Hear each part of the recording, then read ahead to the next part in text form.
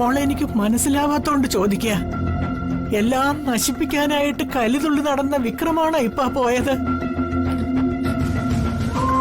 അവൻ പല നേരത്ത് പല സ്വഭാവത്തിൽ പെരുമാറുന്നത് എന്തുകൊണ്ടാ?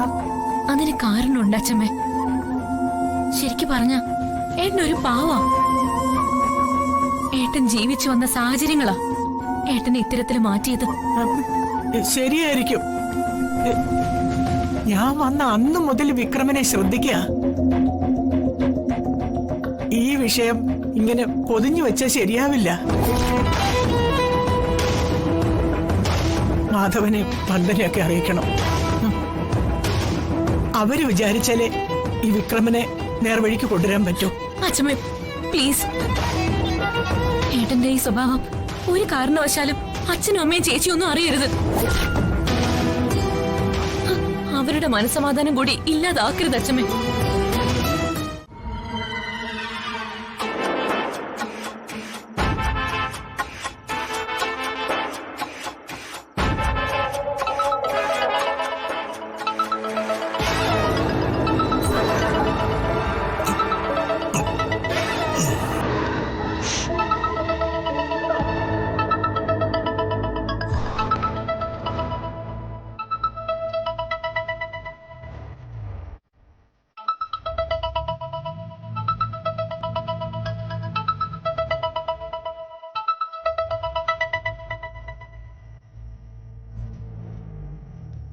നിരഞ്ജൻ, ഡാ വിക്രമേ, ഞാനാടാ നിരഞ്ജൻ.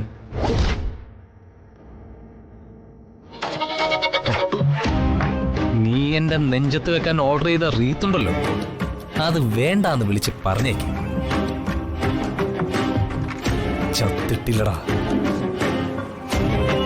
നീ എന്നെ കൊല്ലാൻ അയച്ചവന്മാര് കൃത്യമായി തന്നെ എന്നെ തേടി വന്നു.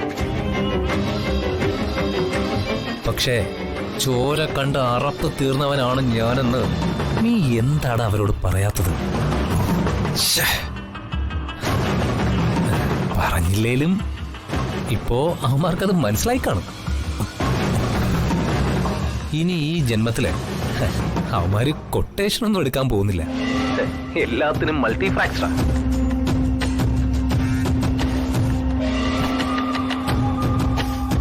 ഒരുത്തനെ ഞാനങ്ങ് തീർക്കാൻ പോയതാണ്, പിന്നെ ഞാനങ്ങ് വിട്ടു. എന്നാലും അവന്റെ ഒരു കണ്ണടിച്ച് പൊട്ടിച്ചിട്ടുണ്ട്. അല്ല, നീ എന്ത് വിചാരിച്ചടാ? എന്നെ എളുപ്പത്തിൽ അങ്ങ് തീർക്കാണോ? ഞാൻ ചെറ്റേ, ഞാൻ നിന്നോട് ചോദിച്ചതേ എനിക്ക് അവകാശപ്പെട്ട പണോടാ. അത് തന്നു കഴിഞ്ഞാ നീയും ഞാനും തമ്മിലുള്ള ബന്ധേ തീരും. അതിനിടയിൽ എന്തെങ്കിലും അറാമ്പിറപ്പ് കാണിച്ച നീ ആ ഉണ്ടാക്കിയെടുത്തൊരു കുടുംബം ഉണ്ടല്ലോ, അതുകൂടി ഞാൻ മൂടോടെ അങ്ങ് നശിപ്പിക്കും.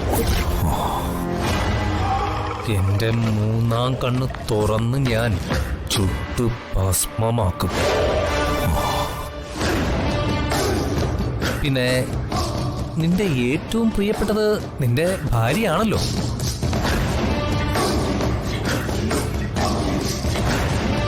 അവളെ ഞാൻ കൊല്ലുന്നതേ ഇഞ്ചിഞ്ചായിട്ടായിരിക്കോടാ.